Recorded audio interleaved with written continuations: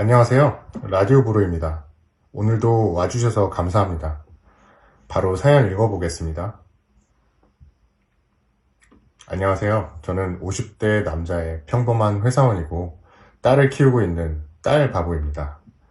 제가 장가를 늦게 간 것도 있지만 아이도 늦게 생기는 바람에 힘들게 얻은 소중한 딸이죠. 아직 딸이 15살밖에 되지 않았는데 저는 벌써부터 이런 사랑스러운 딸을 어떻게 시집 보내야 하나 하는 걱정부터 앞서곤 해요. 물론 이런 딸을 낳아준 저희 아내도 많이 사랑하는데 아내가 저보다 7살이나 어리거든요.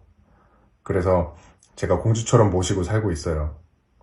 결혼 전에 장모님의 반대가 많이 심하셔서 장모님한테 약속까지 하고 와이프를 데리고 왔어요.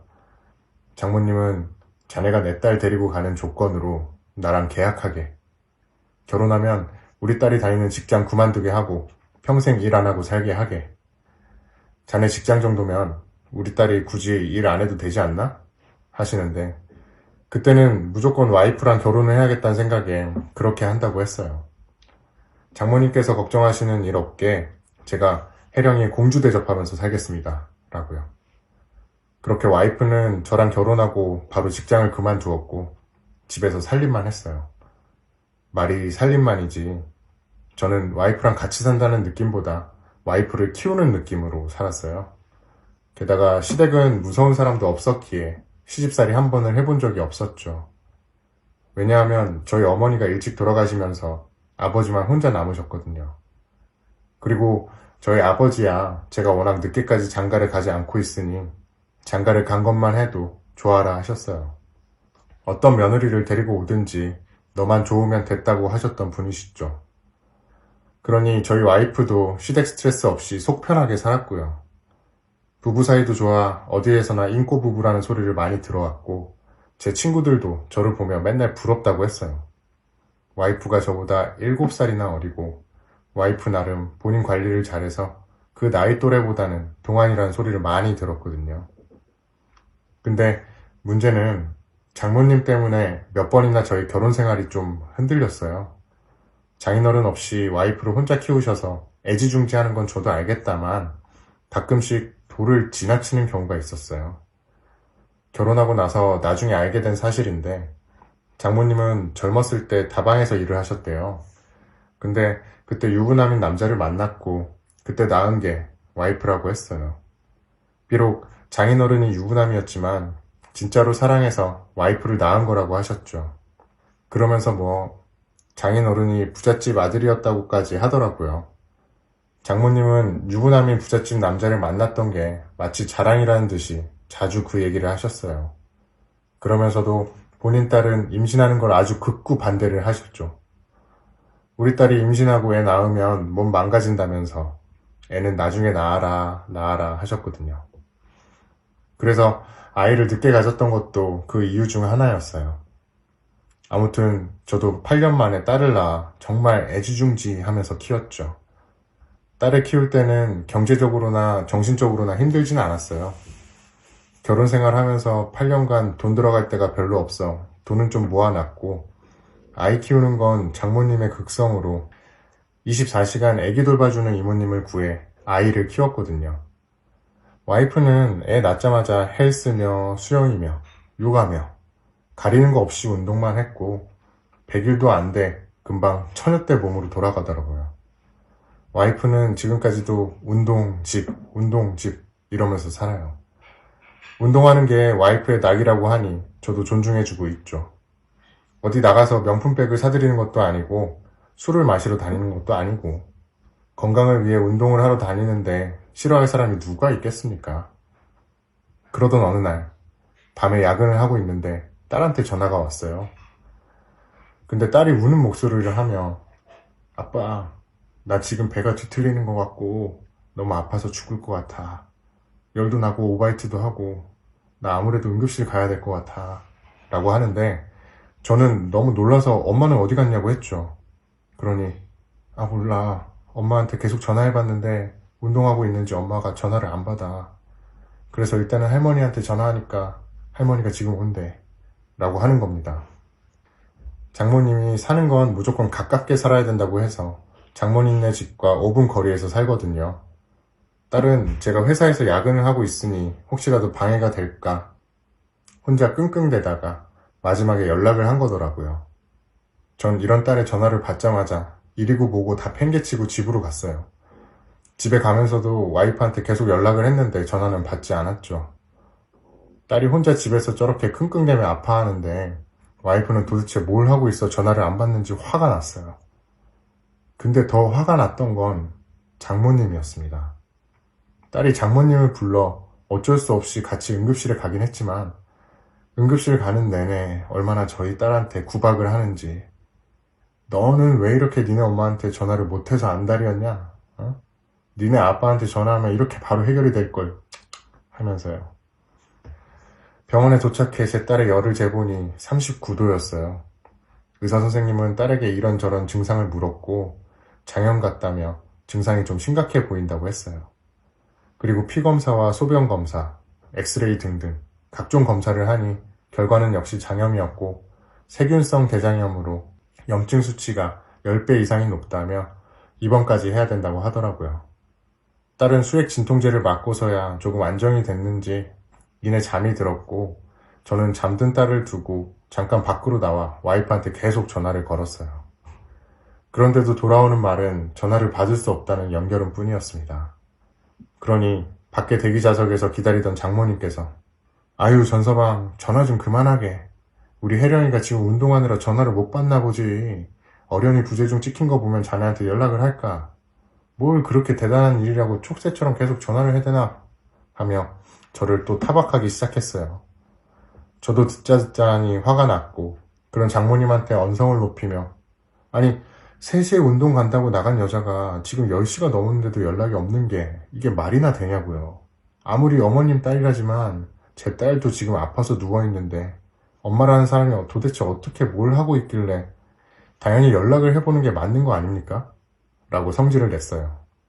그러니 장모님 어머머 전서방 아주 사람 잡아먹겠네 먹겠어? 내가 뭐 틀린 말 했어? 라며 삿대질을 하는데 그 순간 갑자기 응급실로 어떤 한 괴이한 모습의 남자가 다급하게 뛰어가고 있는 겁니다. 아프다는 소리를 내며 으악 으악 하고 가는데 그 모습이 얼마나 괴이한지 사람들이 전부 다 그 남자를 쳐다봤어요. 남자는 바지가 엉덩이까지 줄줄 내려왔고 그런 남자의 배에 어떤 여자가 얼굴이 붙어져 있는 겁니다. 아주 민망한 상태로 말이죠. 사람들도 그 두 사람을 보곤 다들 수군거리니 그 남자도 창피한지 자기 얼굴을 가린 채 응급실로 들어가더라고요.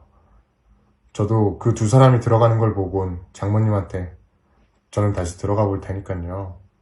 제가 애엄마한테 연락하는 게 싫으시면 장모님이 연락 좀 해서 와이프 보고 빨리 병원 좀 오라고 해주세요. 지금 당신 딸 입원하게 생겼다고요. 하면 들어갔어요. 그리고 딸이 누워있는 베드로 가는데 그 괴이한 중년 남자와 그 남자 배에 얼굴이 붙은 여자가 저희 딸 옆 베드에서 발을 동동거리며 있더라고요.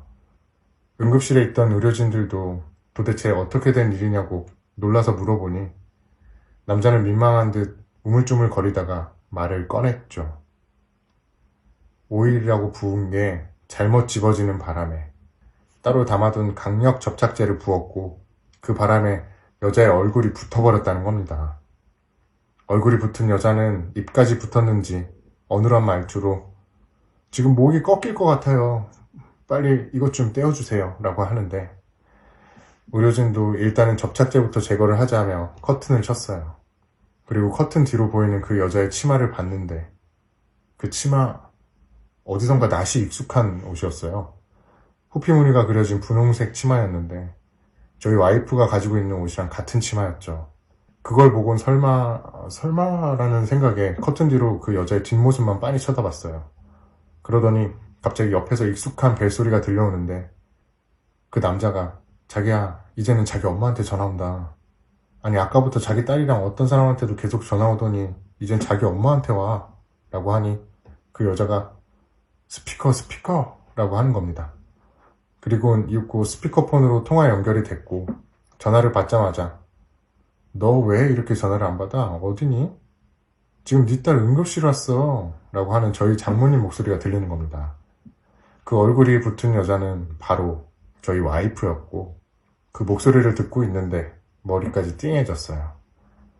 저희 딸도 시끄러운 소리에 잠에서 깨 어이가 없다는 듯이 저만 쳐다보는데 저는 화가 머리끝까지 차올라 커튼을 열어 제 눈으로 직접 와이프를 봐야겠다고 생각했어요.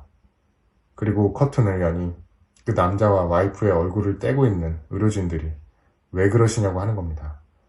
저는 그 사람들에게 제가 이 여자 보호자거든요 하며 와이프의 팔을 잡았고 야 김혜령 당신 지금 뭐 하는 거야? 라고 소리를 쳤어요. 그러니 와이프는 붙여진 접착제 때문에 고개도 못 들고 누구세요? 라고만 하는데 그 말에 더 열이 받아 뭐 누구세요?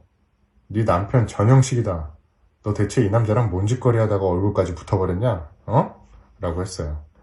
그러니 의료진들은 저를 말리며 일단은 진정하시고 잠깐 나가 계시라며 커튼 밖으로 내쫓았어요. 딸도 아픈 몸을 일으키며 저기 저러고 있는 여자가 우리 엄마야? 라고 얼굴까지 새빨개지는데 저는 이런 모습을 장모님도 봐야 된다고 생각이 들어 밖에 있는 장모님을 모시고 왔고 당신 딸이 아까 그 괴이한 남자랑 붙어 있었던 여자였다고 했어요. 그러니 장모님은 팔짝팔짝 뛰며 지금 그게 무슨 소리냐고 내 딸이 왜 외간 남자랑 그러고 있냐며 자네 지금 무슨 미친 소리를 하고 있냐고 소리를 지르는 겁니다. 저도 그런 장모님한테 그럼 이따가 장모님 눈으로 직접 보세요 라고 했어요. 그리고 얼마나 지났을까요? 남자의 배에서 접착제가 떨어졌다는 소리가 들려왔고 저는 의료진이 나가자마자 커튼을 있는 대로 제쳐 고개를 숙이고 있는 와이프의 얼굴을 장모님한테 보여줬어요. 그러니 와이프는 제 앞으로 오더니 여보 있잖아 그게 말이야 내가 다 설명할게 라고 하며 제 팔을 붙잡기 시작하는데 저는 와이프의 손을 뿌리치며 이건 누가 봐도 설명이 안 되는 거 아니야? 당신 여태까지 운동 간다고 나가서 밖에서 이딴 짓 하고 다녔어? 그리고 하다 이런 걸로 응급실까지 와? 하며 소리를 치니 와이프는 울면서 당신이 생각하는 그런 게 아니라고 하는데 저희 장모님도 저를 말리며 전서방이 생각하는 거 그런 거 아닌 것 같은데 진정 좀 해. 우리 딸 알잖나. 착하고 전서방밖에 모르는 애인 거. 라 하며 그 중년 남자를 향해 당신이 우리 순진한 딸 꼬신 거야? 우리 딸이 착하고 그러니까 당신이 사탕발림으로 우리 딸 꼬신 거 아니냐고 라고 하니 그 남자도 억울해하며 아니 할머니 꼬시긴 누가 꼬셨다고 해요. 이 여자 헬스장에서 남자라는 남자는 다 꼬시고 다녀가지고 불려우로 얼마나 유명한지 알아요? 그리고 나는 억울하다고요. 내가 이혼했다고 하니까 이 여자도 자기의 딸린 이혼녀라고 지금은 엄마랑 같이 산다고 했단 말이에요. 이거 완전히 독박 쓸 뻔했네. 내가 이 여자랑 대화한 증거도 다 보여줄 수 있다고요. 하며 저한테도 자기는 정말로 유부녀인지도 모르고 만났던 거라며 증거들 다 보여줄 수 있다고 소송만은 하지 말라고 하는 겁니다.